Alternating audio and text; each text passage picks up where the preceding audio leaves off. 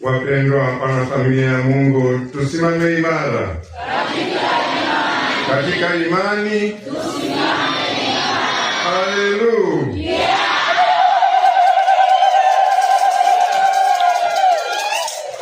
Tumejumuika siku hii ya leo katika Jumapili hii ambayo kwa hakika bado katika maadhimisho ya siku ya Noeli, kuzaliwa kwake Bwana wetu Yesu Kristo, neno wa Mungu kuutoa binadamu ili atukomboe. Ni upendo wa Mungu kwetu sisi wa dhambi hivi kwamba alimtoa mwanaye wa pekee ili atukomboe. Injili ya Mtakatifu Yohane sura ya 3 mstari wa 16. Jinsi Mungu alivyoupenda ulimwengu hata akamtoa mwanaye wa pekee ili atukomboe. Kwa hiyo tunashangilia kuzaliwa kwake Bwana wetu Yesu Kristo, ambao ni kazi ya Roho Mtakatifu. Mama Bikira Maria alimzaa Bwana wetu Yesu Kristo kwa uwezo wa Roho Mtakatifu. Ndiye Roho Mtakatifu huyo ambaye tunamuomba kwa ajili ya hawa vijana wetu, ili katika kuenenda kwao na katika kuishi kwao wamshuhudie Kristo, wafanye Kristo azaliwe katika maisha yao, katika familia zao, katika jumuiya zao.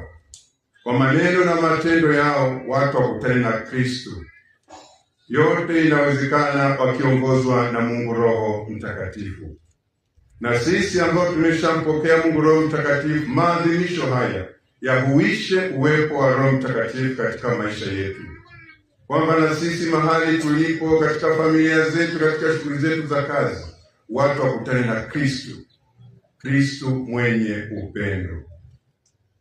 Kwa njia huyo Mungu Roho Mtakatifu tunaalikwa kushuhudia imani hiyo, imani katika Kristo aliyezaliwa, akateswa, akafa na akafufuka. Ndivyo tunavyokiri katika imani. Ndio msingi wa imani yetu. Yesu alizaliwa kwa uwezo wa Roho Mtakatifu, akateswa, akafa na akafufuka.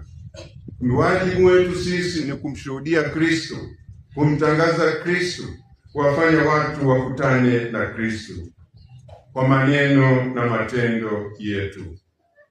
Ndivyo ilivyokuwa kwa mitume siku ya Pentekoste.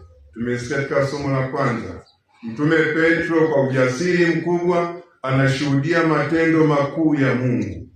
Matendo makuu ya Mungu ni yapi? Ni kule kuzaliwa kwake, kufa kwake na kufufuka kwake.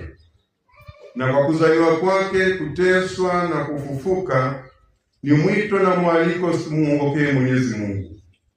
Tuache